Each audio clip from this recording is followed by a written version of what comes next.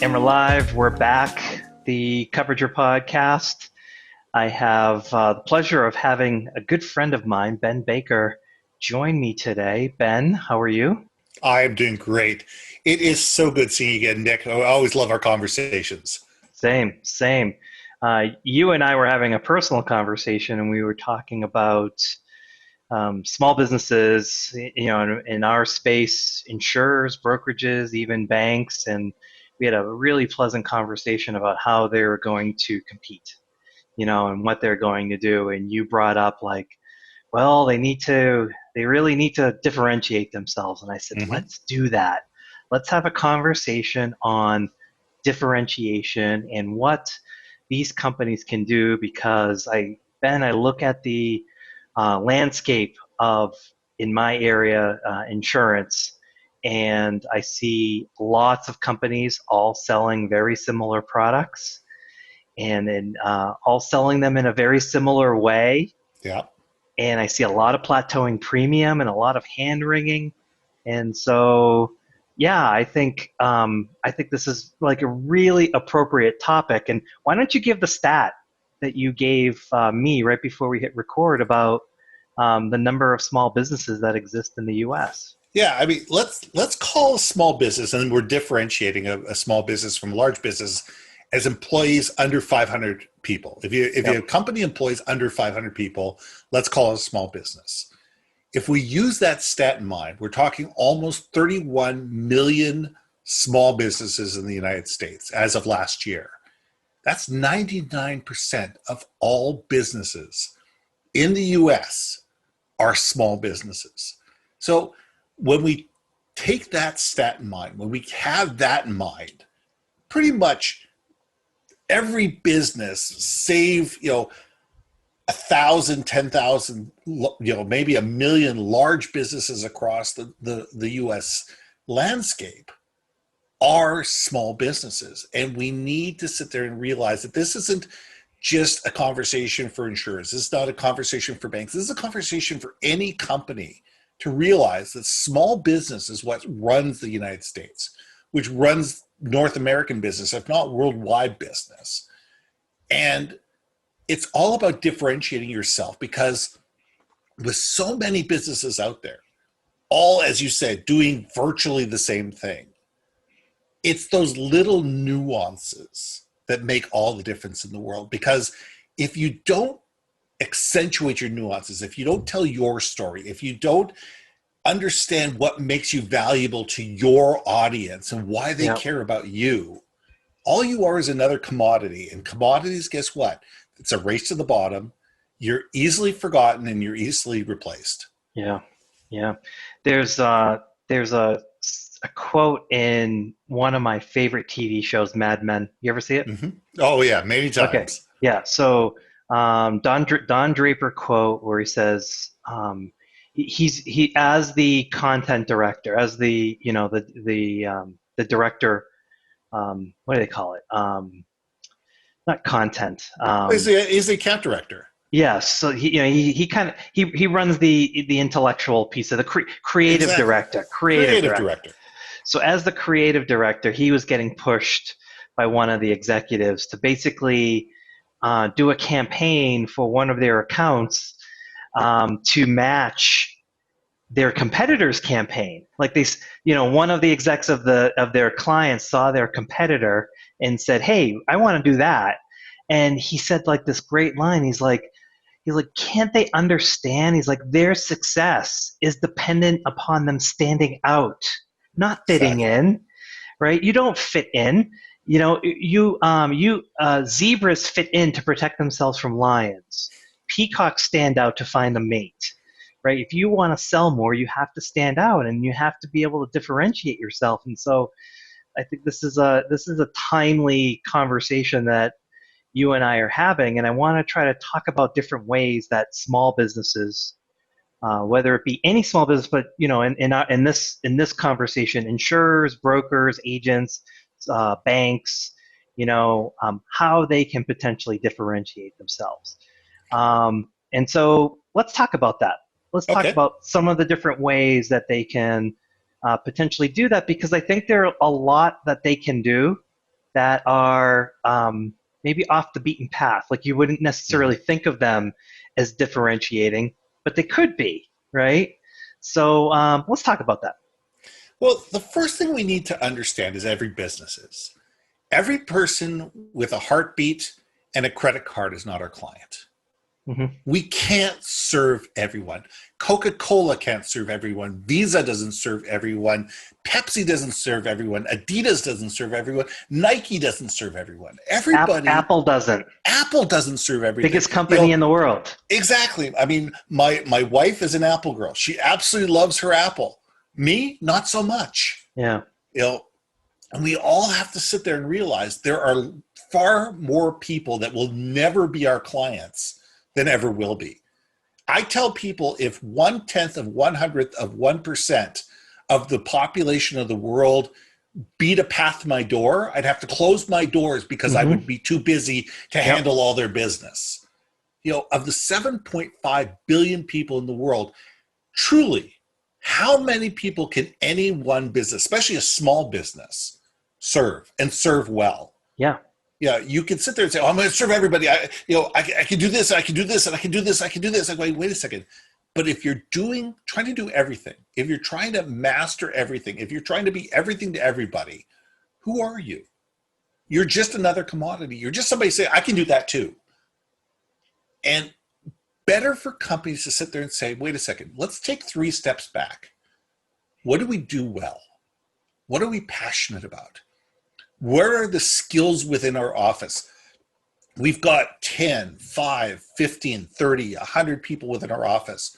What do they do well? How can we enable our people to shine? How can we enable them to be able to create unique and differentiated products or services that will speak to a specific audience that will find those valuable and want to bait a path to our door?" Because that's what it's all about. It's all about, sitting there and realizing first and foremost, your job is to figure out who your customers are not before you figure out who they are. And that's challenging, right? Because I think, in my experience, I think a lot of business executives, business owners lie to themselves. I mean, how many times have you heard someone say, "We're customer focused"? All the time. What does that mean? And if everyone can't be customer focused, because in my experience, most businesses are pretty bad when it comes They're terrible at it. When it comes to that thing. So I feel like there are a lot of platitudes when it comes to that. And so in sort of discussing and debating point number 1, maybe even take another step back. So instead of 3 steps, let's take 4 steps back and say, are you going to be honest with yourself about what you're really good at? And how, are you, let's put it this way, Ben. What if what you're really good at is what your competitors are really good at too? Right. Then what? You know what? And then we look at the nuance. I mean, the first thing we need to do is define what your brand truly is. Your brand is not your logo. It's not your color scheme. It's who are you truly? What do you wake up in the morning to do? What do you wake up in the morning and you're passionate about, you're good at? Because your brand is not controlled by you anymore. It's controlled by your customers. Your brand is how people view you when you're not in the room. And if people can sit there and say, Nick does this extremely well. This is why I go to Nick. This is why I go to Ben. This is why I go to company X, Y, or Z, because I know they're going to take care of me for this. And when it's something outside their wheelhouse, guess what? They're going to refer me to somebody who's a trusted partner of theirs that they know is an expert in the other thing that they don't know how to do. Yeah. They know what they do well and they know what they don't do well. And I think that that's something that most businesses are terrified of. They're terrified of saying no. They're terrified of saying, we don't do this. Yeah. They're terrified of saying, that's outside of our expertise. Because the natural progression of what you're saying. So let's give a concrete example to sort of highlight that. Take some county mutual in the United States that sells homeowners and compare them to State Farm. Sure. In terms of what the public thinks, who does homeowners better? Most people haven't even heard of that county mutual. Mm-hmm. Even if they have, they still might think that State Farm does it better.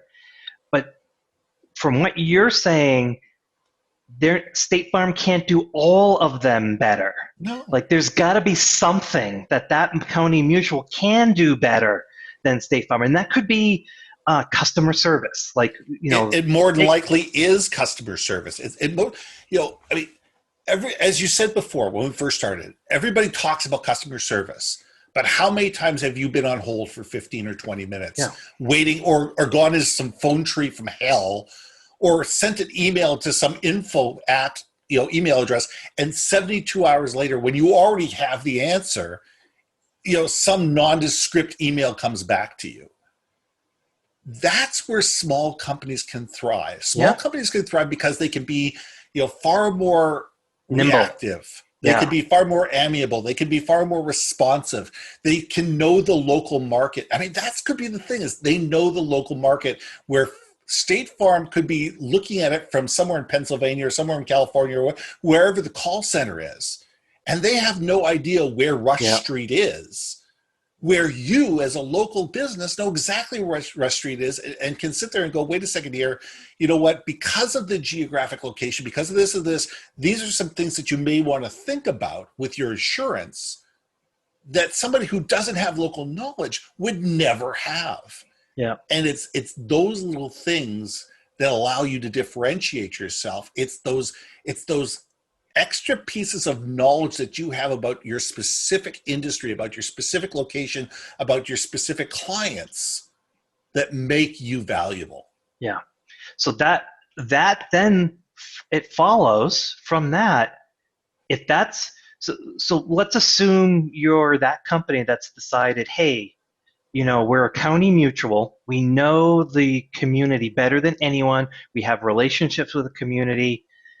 Doesn't it follow then that you have to design your product, but more importantly, invest in your services in a way where you can actually make that claim? So if you're going to claim, hey, we're more amiable, we have better customer service, then you can't just have like a two-person call center. Like you have to think through, what does my call center, what does my entire operation need to look like if I'm going to market myself as having better customer service? I better have better customer service. Like, what's the point if they get on the line and they have to wait 15 minutes, and that we're no better? And I think that it seems like that's the natural follow through, is that you can decide from that differentiating factor and sort of start to see how the other elements of your business need to be aligned if you want that to be your differentiating factor. Am I right? Yeah. So let me give you a perfect example. You got two companies. Both have decided they're going to put a bot system onto their website. They're going to put a website, so some type of a chat bot, so you can sit there and you can actually, interact with this chat bot and realize what it can do. And it's a difference. There's two companies. One that sits there and just says, okay, here's a chat bot off the shelf. We're just going to let it do what it's going to do.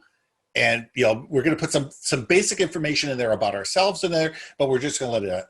The other one realizes, says, wait a second, here are the top 15 questions that our clients are already asking. And here are some videos that we could create that talk about those things. So when people do it, not only do they get an answer, but they say, here's a video that you may want to look at that has an actual person from your company that's explaining that particular thing. Now, if all of a sudden your chatbot falls outside of those 15 things, if something's complicated, boom, automatically says, would you like us to get in touch with you of an actual person? Yes, great. Hang on the line. The chatbot has the ability to connect you with somebody in the call center. That person in the call center automatically already has your contact information, already knows your name, already has your stats, already has what you and the chatbot have already talked about sitting up on a screen. So when you answer the thing, you're not just saying, hi, it's Bob. Who am I talking to? It's, hi, Bob. Hi, Sally. It's Bob.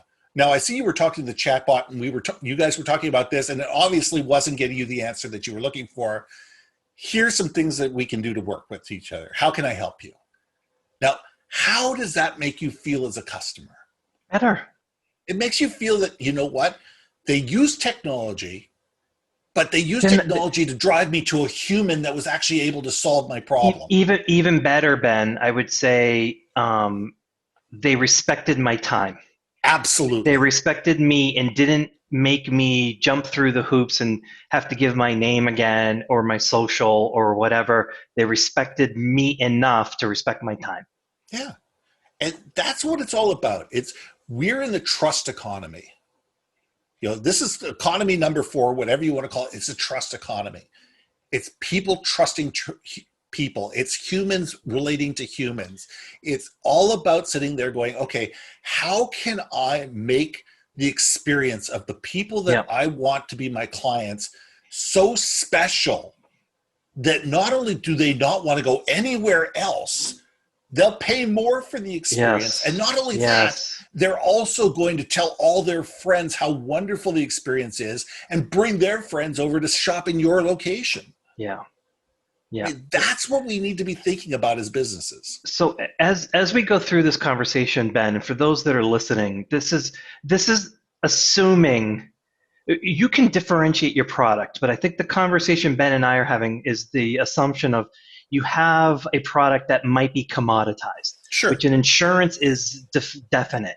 So what Ben and I are going to be debating over the course of the next half hour or so is, given that you have a commodity, right? How can you still differentiate yourself? And I think that's the frustration I had. So it is absolutely without a doubt. And I think for those that are listening that have some sort of executive level pull on this, I think you need to be honest with yourself and listen to exactly how Ben described that, because there's a dichotomy there. I think mostly what you see is, I'm going to put a chatbot up because someone else is putting a chatbot up.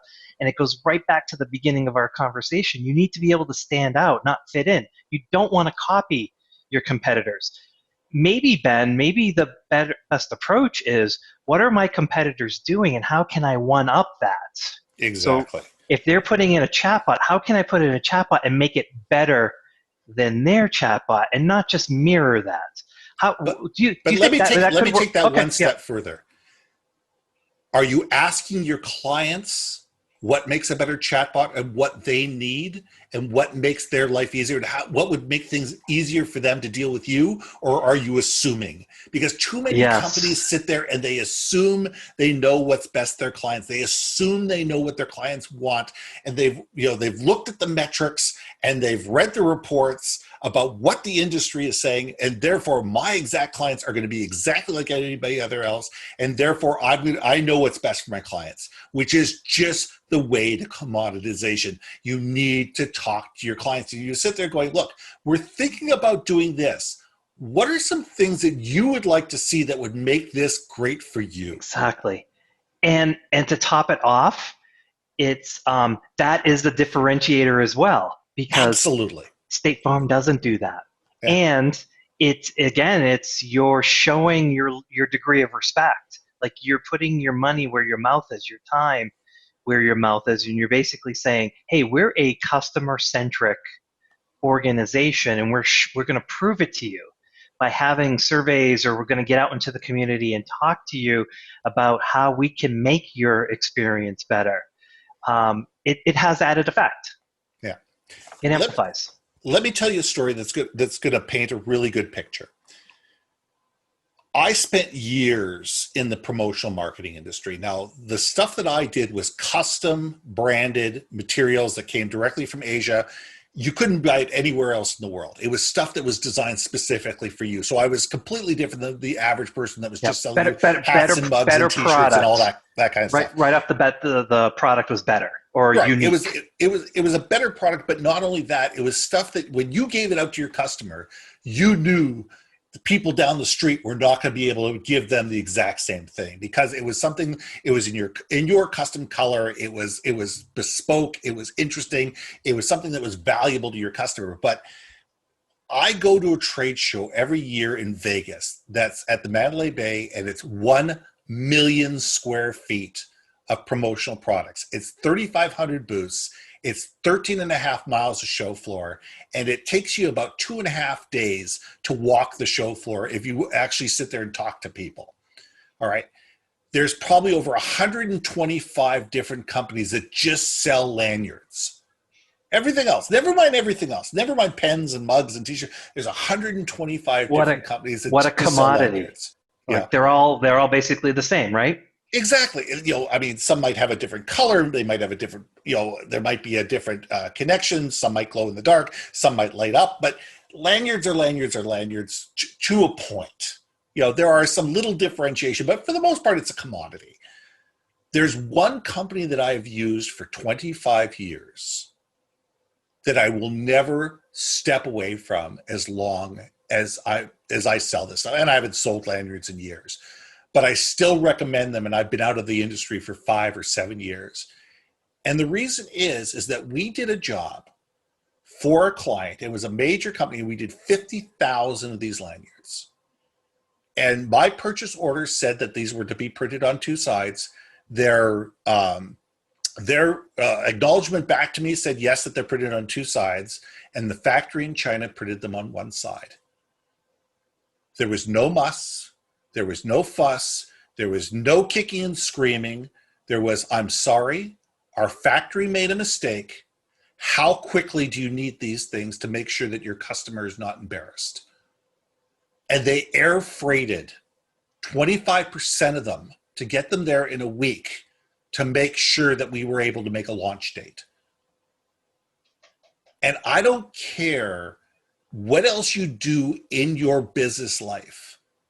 If you can be the company that says, we made a mistake, we're sorry, what can we do to help you make this better? You will gain a customer for life, and those people will talk about you forever. And sometimes it's expensive, and sometimes it's just the words, I'm sorry. But there's too many people out there shirking responsibility. It's not my fault. I didn't get your email. I didn't get this. The pushback is on the customer. We're always good to push it back on the customer or blame somebody else. When you're the company that says, you know what, this happened. I'm sorry it happened. How can we work together to make this right? It's amazing how you have just immediately differentiated yourself in this world, and how quickly you became the go-to trusted partner of that person instead of just being yet another quoted price. It's in a business world and a business environment where you don't differentiate yourself, you can't establish trust. True. You can't. It's you're essentially competing on price. That's all anyone ever will care about, because you haven't gone through any sort of effort to distinguish what you do. Therefore, I think by definition, you're not trustworthy. Well, maybe that's strong, but in a way, that's to them, true. You are not trustworthy. That's very different. That's very different than the story you just told, where let's assume that company does that routinely, not necessarily make mistakes, but they have that aggressive, customer-centric attitude that sort of permeates the culture of their business. I think everybody listening would agree that there's probably a high degree of trust, that the customers are just like, these people will fall on the sword. They're not going to dump this back on us. Mm-hmm. They care that we don't get embarrassed. And so that's a differentiating factor too. And I think it just goes without saying that you can't claim to be customer-centric unless you're willing to put that degree of effort in. It's true. And if you take that attitude right to your customer, where I'm sure a lot of your listeners deal with commercial clients, and they sell, sell health policies and insurance policies, commercial insurance, all that kind of commercial insurance. I'm a big believer of, when I bring a great idea to you and allow you to implement it, it's yours. As a client, here's an idea. If you implement it and it's successful, it's yours. It was your idea. You look good to your boss. I want all my customers to look good to their boss. It's not me that came up with a solution. I worked with them to come up with a solution, and they're the ones that are going to bring it to their boss. And I want my customers to shine, because when they look good, I look good. Yep. But when something goes wrong, I'm the one who's going to take the blame for it. And I'm the one who's going to sit there and say the buck stopped with me. If it's truly my fault, if it's something that I can lay down and lay a sword on because it's something that I did and went wrong, why should I ever embarrass my client? Why should I ever make my client look bad to their boss when I can sit there and say, you know what? Let me help you fix this. I'm sorry. If you need me to have a conversation with your boss and figure it, and we'll all figure this out together, and we'll work through this and work past it, we will. And 99% of the time, my relationship is stronger with that company after I've made that mistake than before, because all of a sudden they realize I'm going to be there for them, and I'm going to take care of them, and I'm going to make sure that they don't look stupid in front of their stakeholders, in front of their clients, in front of their, their board of directors or whoever. They know that they've got a vendor that's side by side with them to make sure that they look good at all costs. Maybe the mental exercise to make on something like that is something to the effect of, consider it a marketing expense. I goofed up. Just consider it a marketing expense. Just consider the goodwill you'll be building by doing that versus the, oh my God, I'm going to lose this money now. Well, not if you think of it as marketing, because you may now have a customer for life for rescuing the situation, and think of the referral possibilities for something like that. Oh, just absolutely. a different mindset, maybe. And people will talk either way. If you don't take care of them, of course, especially in this day and age, if you don't take care of them, then you're the person that says, oh, well, all right, they're cheap, but they never took care of me when there was an issue. Especially in this day and age, what's more common, going online to voice your complaint or going online to give a 5-star review? I only give out the reviews on the ones where it's just like mind blowing, like, whoa, I'm so impressed with this. I need to go give that 5-star review. I don't give 3-star reviews. No. It's either 5 or 1. Yeah, exactly. And most likely you did a shitty job. So, so I feel like an economist saying this. So then it follows, Ben, if you're a company, and I don't mean to throw State Farm under the bus. This is not an it could be anybody. This is just like I consider, State Farm is a prestigious organization, and when I see small startups or smaller companies in the homeowner space, the first question that arises: how are you going to compete against them? That's the measuring stick. So it follows. If you decide, well, our approach to differentiate is going to be X, Y, or Z, I'm going to assume it's going to be customer-centric, because I think most small companies can pull that off. Yeah. But in order to pull that off, it follows that they have to have the right culture to pull that off. It can't just be the CEO saying, we're going to be a customer-centric company. They have to have the right culture. So talk about culture differentiation and how that can be used as a competitive advantage, not only to execute on the other differentiation, but for everything else that could leak into. Yeah, I have a simple math formula that I use with all my clients. Oh, no math allowed here, Ben. Sorry. No, this is simple math. Okay, there's no square roots allowed. It's people plus purpose equals profit. People plus purpose equals profit. And if you focus on your people and you have a strong purpose, the profits will come. The profits will always come if you have a situation where you take care of your people and everybody in your organization understands your purpose. They understand your why. Why do we do what we do?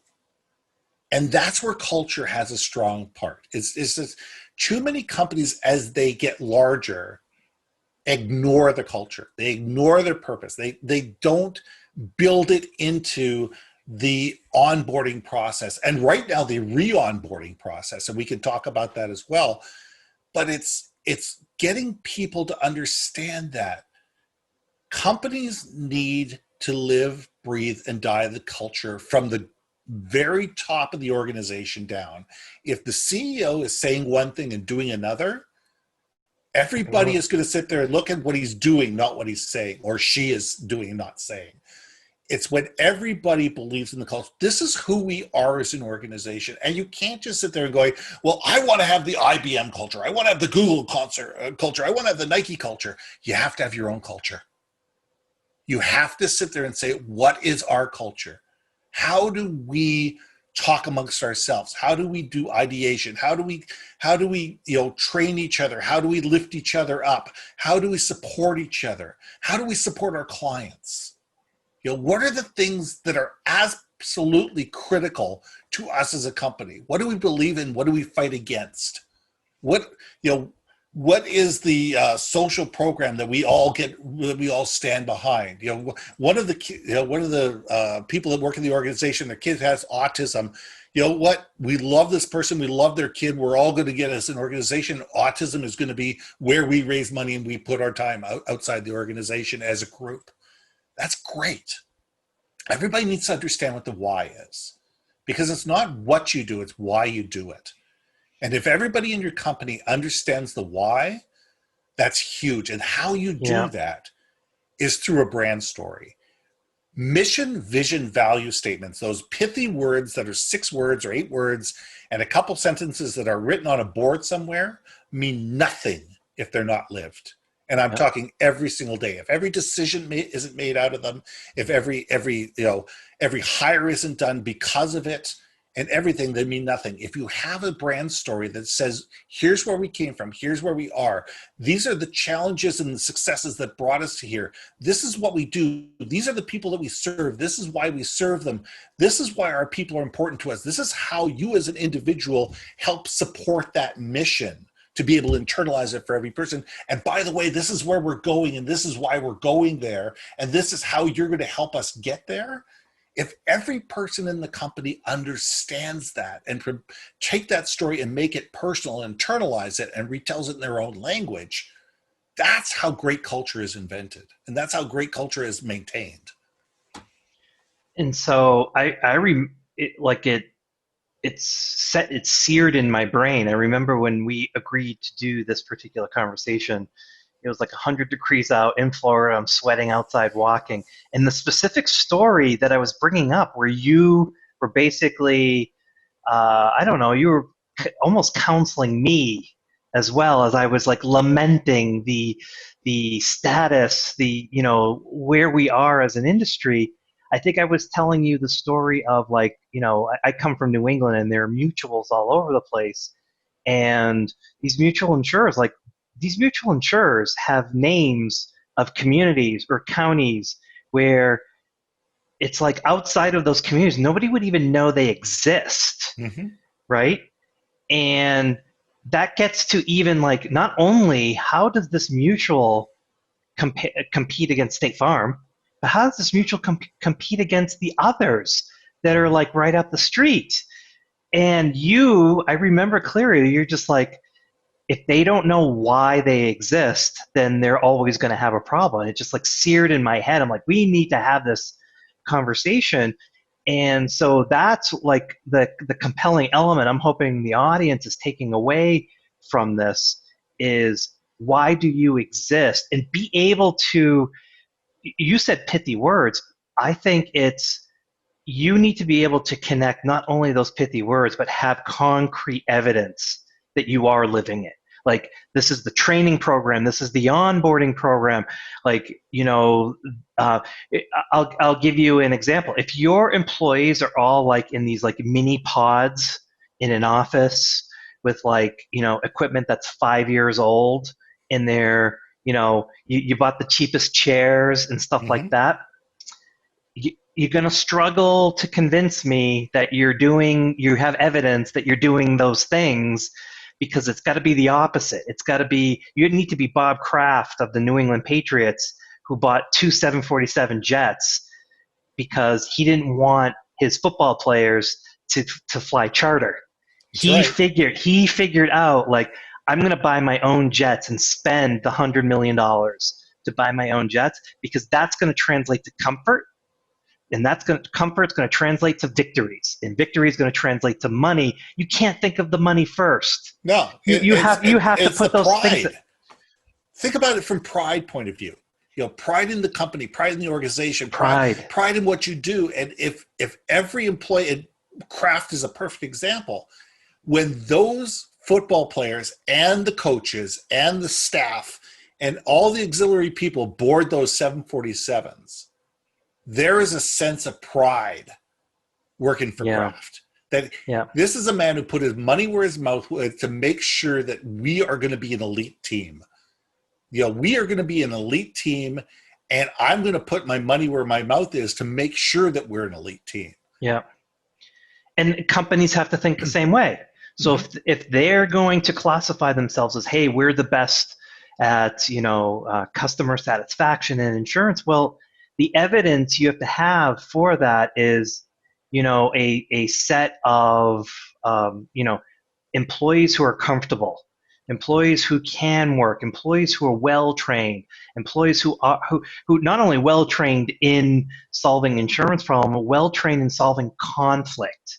An angry customer who calls them because the claim was denied, and be able to leverage that. If you can't point to those things, then you can't claim that you're that customer-centric thing, and the whole story falls apart. So it's, Ben, I think we're on to something, Ben. We should write a book. I think we should. We'll talk about your book. But it's, when I hear the word branding and I hear the word marketing and I hear some of the stuff that you're talking about, I think the thing that's missing for most people is that it just sounds so straightforward. It's like, yes, of course. See, what's missing is the effort. It sounds so straightforward that you think, well, if I believe it, it will come true. But that's not how it works. Can you give it, do you have any other examples outside of insurance? Yeah. Where can you give any examples outside of insurance where you saw a transformation? Sure. The one word I'm going to use that we've forgotten to use and is vitally important is empowered. Training is nothing unless we empower our people to make decisions and stand behind them if they make the wrong ones. You know what?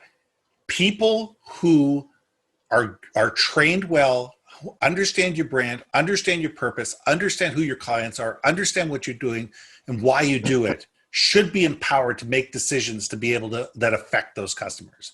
They should be enabled to be able to make things right for a customer without having to check with 17 layers of, within an organization to make things right.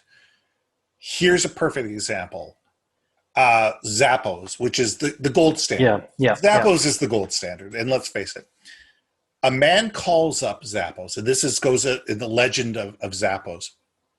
And he says, I'm furious with you guys. Why are you furious?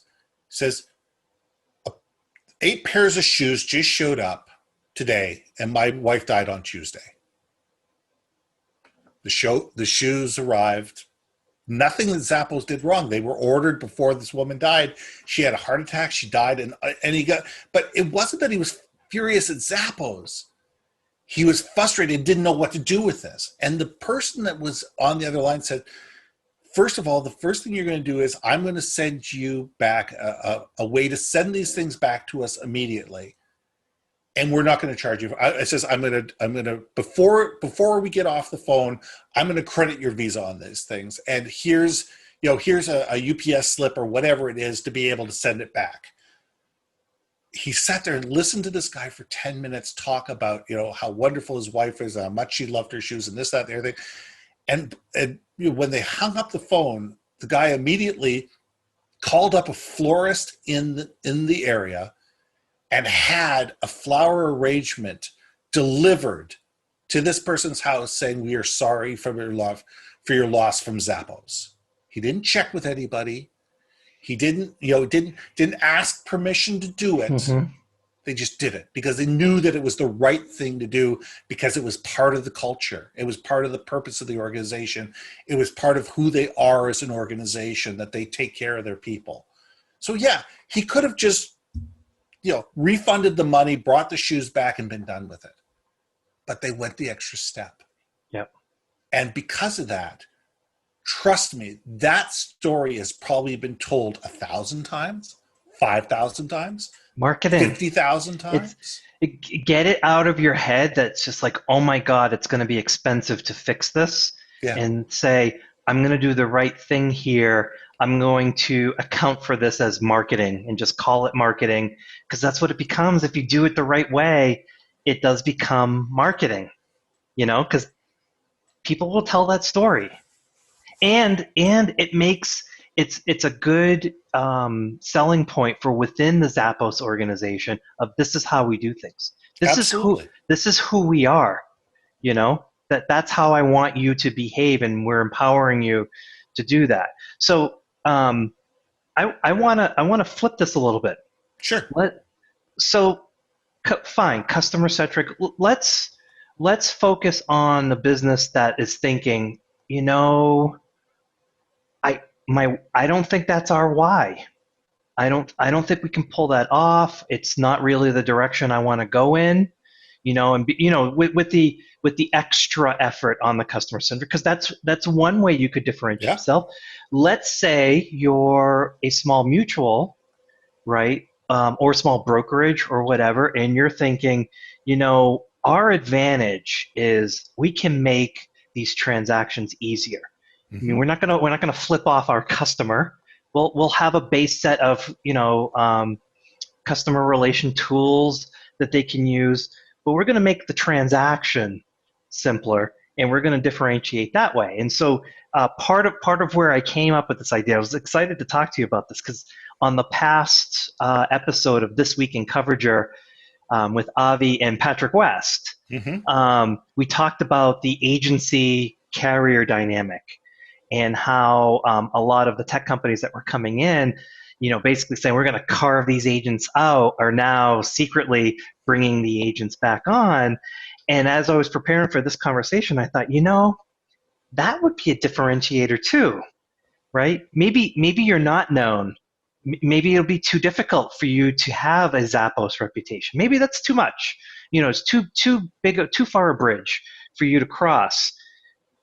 But maybe you help your agents do that.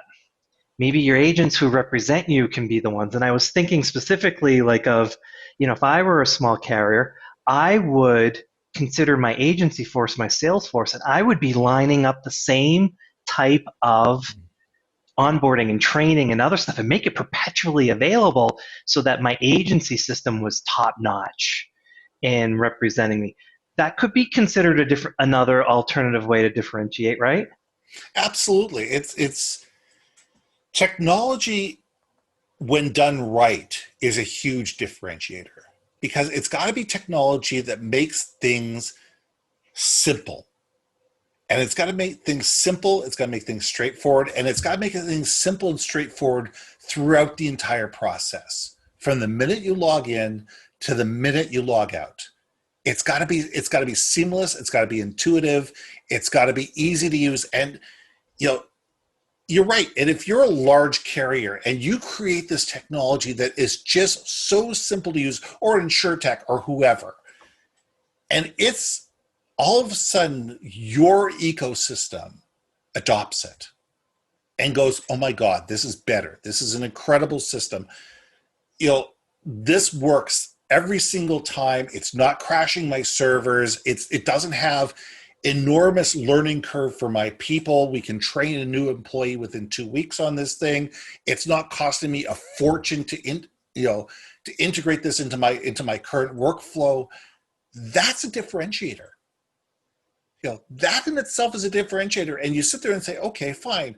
I'm a carrier. I got agents or whoever on the field.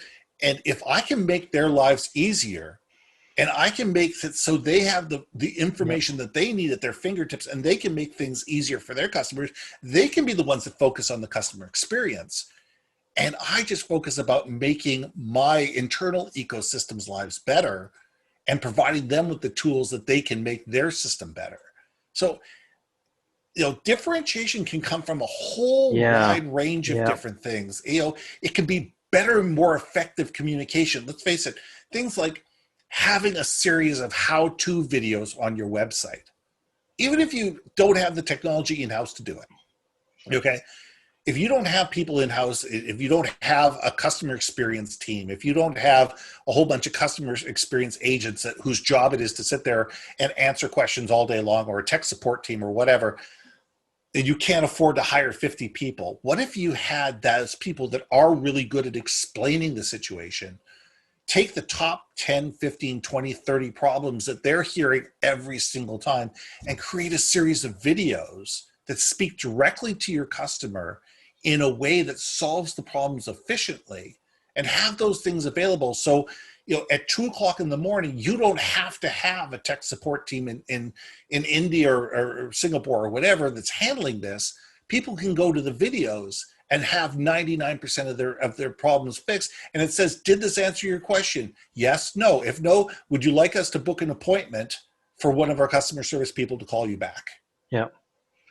I will even simplify that further, because to me, that's table stakes. Like, if you're not doing that, I don't even know what to say. Like, it's your goal is to help your customers do things easier with you. That's like creating videos. That's easy to do. That's table stakes. I'll go one step further, because you and I, have had several conversations about one of your new endeavors, which is to work with companies to create podcasts. Yeah. And to me, that's table stakes too. Like, so I'll go back to let's go back to the comparison. I don't think State Farm has a podcast. You want to differentiate yourself? You could have a podcast. Like, you're immediately distancing yourself from them. If you're a small mutual or a small agent in a small community, and your competitors locally don't have a podcast, you're immediately differentiating yourself from them, because you have now a forum to talk to prospects, to current policyholders, to other stakeholders, and just say, hey, this is our family.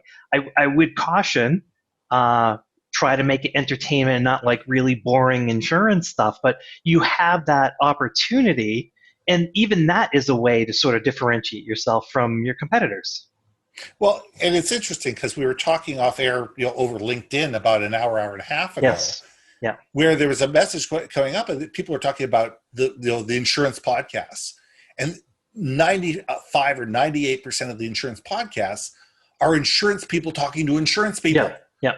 And they're not adding any value to the ecosystem outside of the insurance industry, because it's spoken in insurance-ese, by insurance people for insurance, about like insurance. And I don't think there's one. I don't think there's anything done by any entity in the insurance sphere that talks directly to policyholders. Yeah. I don't think that exists. Here's, the topic that we were talking about is a program I have called Podcast Host for Hire. And what Podcast Host for Hire does is it allows me to come in and do a done-for-you type podcast program, where we host it, we produce it, we help you create it, we help you create the language, the whole content calendar, and allow you to speak to your stakeholders, be able your vendors, your customers, your clients, your employees, and be able to have that ongoing conversation. And not only that, but every single week we create 30 pieces of content from that interview that your people can turn around and share on their social media platforms, that's on message and it's on point and on brand. So the trick is that if you, as a medium to large size, carrier or whoever, has a large enough audience, use a podcast today to allow your customers to tell their stories of how they are improving and how they're thriving through COVID, and be able to have lessons learned from your clients telling other clients what to do, and it's sponsored by you. So maybe you're speaking 1 out of 10 episodes, 1 every 5 episodes, 1 every 8 episodes, and the rest of the time, your ecosystem, your employees, your vendors, your strategic partners are all telling the story from their point of view. So everybody gets some viewpoints about, hey, I could do that, and that would make things better. I can do that.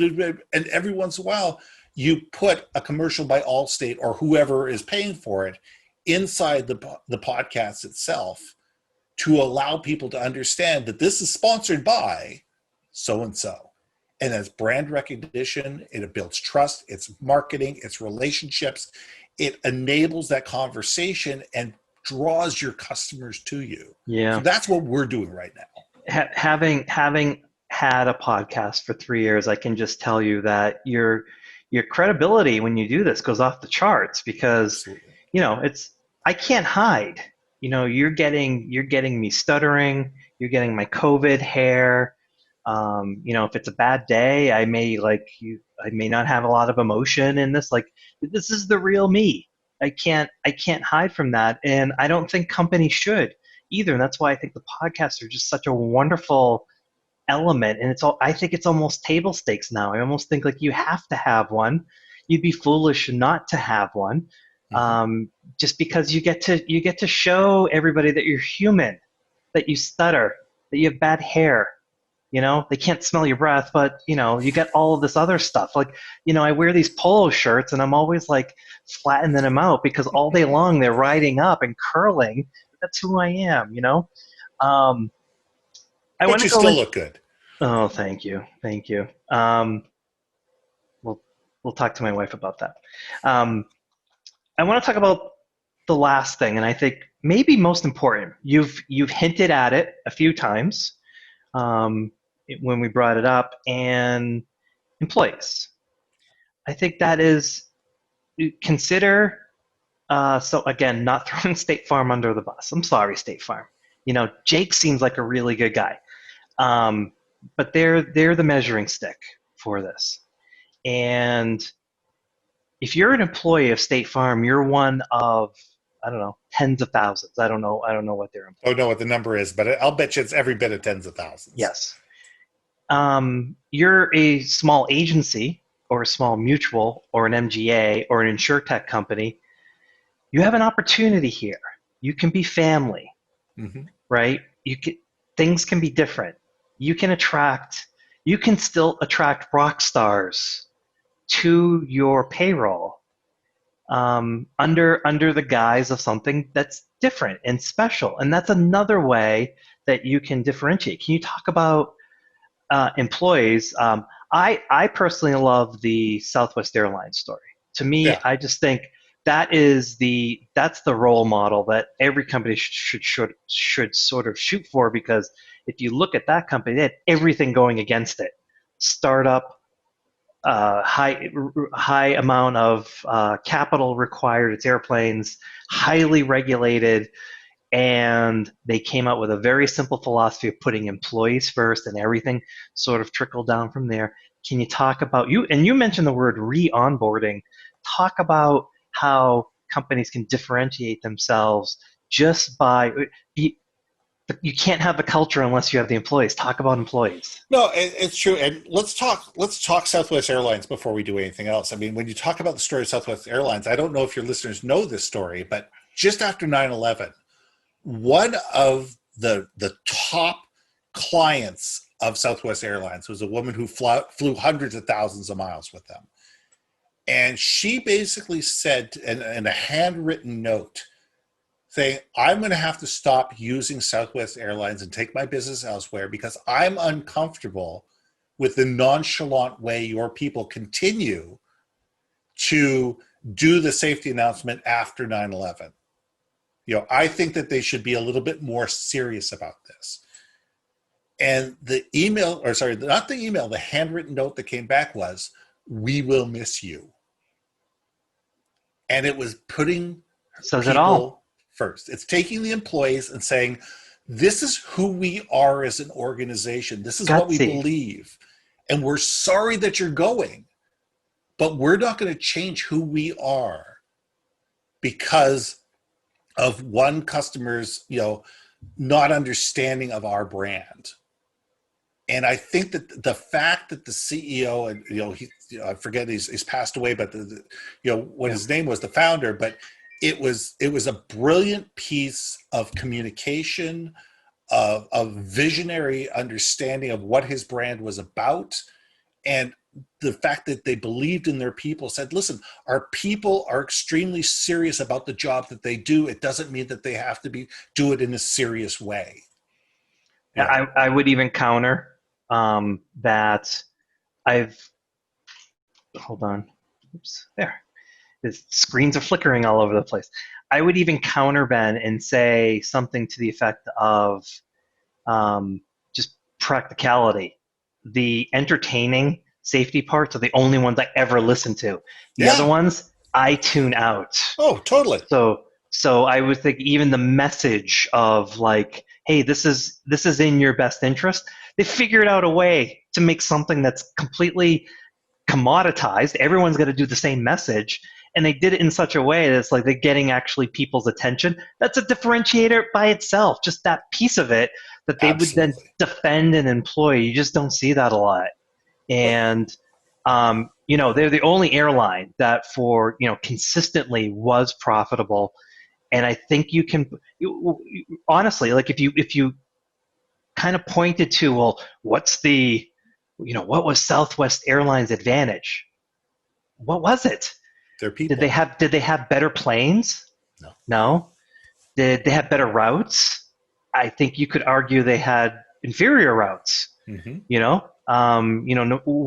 When they first got started, wherever they went, they always took the lesser airport. They went to Midway, not O'Hare, right? Mm-hmm. They went to Love Field and not DFW. So it wasn't that. Did they serve great food? No, opposite. They gave you a bag of peanuts. They were very inexpensive. Was that it? Was that their differentiating factor? No, there have been a lot of other airlines that have been pretty inexpensive as well. You can't look at Southwest Airlines as a use case without boiling it back down to it was the people. Yeah. It was the employees, and to them it was is it Kelleher? I think that's what it is. Kelleher. Okay. I think great guy. I'll write it down and I'll link to it. You gotta love the book that he wrote. It's basically him flexing his arm with a big tattoo. I think he was a military guy that turned lawyer, and his thinking on this was, in the way he explained it to investors, that would always come back and say, you need to start charging more money. And he said, this is basically how the calculus works on this. He goes, you want a profitable airline? You need to have a steady stream of happy customers, mm-hmm. and there's only one way to do that. You have to have employees who are empowered to do that. And so to them, it was employees always come first. If we don't treat our employees well, how are we going to expect our employees to treat our customers well? Exactly. And that leads to profits. And I think going back to sort of ending this with your why, is there any situation that you can think of where the why was, I just want to make a lot of money, and that worked? No. Quite honestly, there's so many companies out there that, and we're talking the pre-COVID days, and hopefully this world is going on where it was all about market share. It's all about, it's all about top line dollars. It's all about how quickly can we get bigger and bigger and bigger so we can be bought out by somebody else who's bigger than we are. And it's the kids in front of the jets, and the renting the Lamborghini for the afternoon so you can have your picture taken in front of it. And that whole mentality of nobody cares anymore. Really, nobody cares anymore. Nobody cares how big a yacht you have. Nobody cares about your Learjet. Nobody cares about your Ferrari. People care about, did this person treat me well? Did this person actually, look me in the eye, tell me that they were going to do something, and actually went and did it? And I think that that's where business needs to go if people want to be successful moving forward. And maybe we will make hundreds of millions of dollars instead of billions of dollars. But you know what? If you can make hundreds of millions of dollars and do good work for your people, good work for your community, and be known as a business that is successful in its own right, and people talk about you in an embracing way, you're pretty darn successful.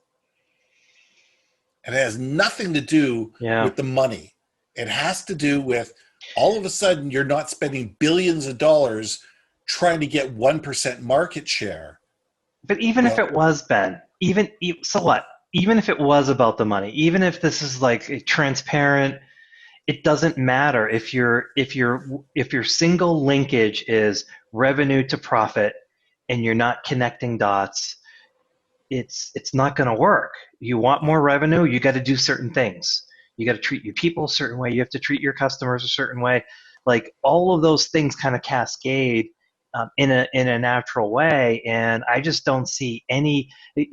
Apple is the largest company in the world with a nearly $2 trillion market cap, but you can't tell me that Apple isn't a differentiator. Like that is absolutely. I would tell you that is what made them a $2 trillion company. It wasn't like, their purpose is what made them a $2 billion company. Intellectual property, not really. It was they strung together a whole bunch of stuff and created a culture around this thing. Now, maybe they have gone too far. Who knows? But I use their products. I still have some sort of, I feel like, relationship with them. But it's like, I think that's the point I was hoping we could make as we end this, is that like find your why, and your why just can't be money. No, it just can't be something money. bigger than that. And if your why is money, you're going to need some other supporting whys to get to that money. Yeah. That's just the only way it's going to work. So, by the way, before we sign up, what is reonboarding? Okay, so reonboarding, real simple, is we've come to a point in time in every business where over the last 6 or 8 months we put band-aids and duct tape on everything. There's been changes of every single company, big and small, whether with our people, our purpose, our culture, our why, our process, whatever. And now is the time, unless we're taking the time to make sure that every single employee understands what those changes have been and why we've made those changes, they're not going to embrace them moving forward. If we tell people, well, we're just going back to the way things were, it's going to be a hot mess because the world's changed. Yeah. We as companies have changed. We need to explain to our employees and our customers how we have changed, why we have changed, and why these changes are good for them. Yep. Beautiful way to end this. Let me give you a little bit of a soapbox. Quickly talk about the podcast again, and then you have a book coming out. Describe that. Yeah. The book is actually out. It's called Leading Beyond a Crisis, a conversation about what's next. And I will definitely give everybody a free chapter. I'll send you a link in the show notes where everybody can grab a copy. It's available on Amazon. It's doing extremely well. It's called Leading Beyond a Crisis, a conversation about what's next. And that's book number 2. The podcast Host for Hire program is all about working with some bespoke companies this year. And what we want to do is help you tell your story and create your ecosystem in a way that your ecosystem, your employees, your strategic partners, your vendors, and your clients all start telling your story for you. So that's what we're doing. So go to podcasthostforhire.com. Beautiful. Awesome conversation. We could have gone for 2 hours. We should do workshops on this stuff. Anytime. Maybe we will. We will. If you're listening and you want a part of this, reach out to us and reach out to Ben, reach out to me, and we will connect you. But awesome conversation. Something I think about all the time is just how is this different? How is this different?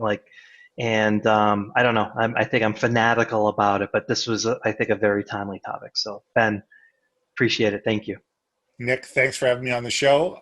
Always a pleasure to have a conversation with you. Yeah. Until next time, everyone, please subscribe, whether it's YouTube, any of the audio podcasts, your favorite, whether it's Pocket Casts or Apple iTunes or Google Play. Please subscribe. If you can, leave a note. Tell me how messy my hair is. I won't bite. So, Ben, thanks again. My pleasure. I have a dream that one day this nation will rise up and live out the true meaning of its creed. We hold these truths to be self-evident that all men are created equal. I have a dream that one day on the red hills of Georgia, sons of former slaves and the sons of former slave owners will they be able to sit down together at the table of brotherhood. I have a dream. My 4 little children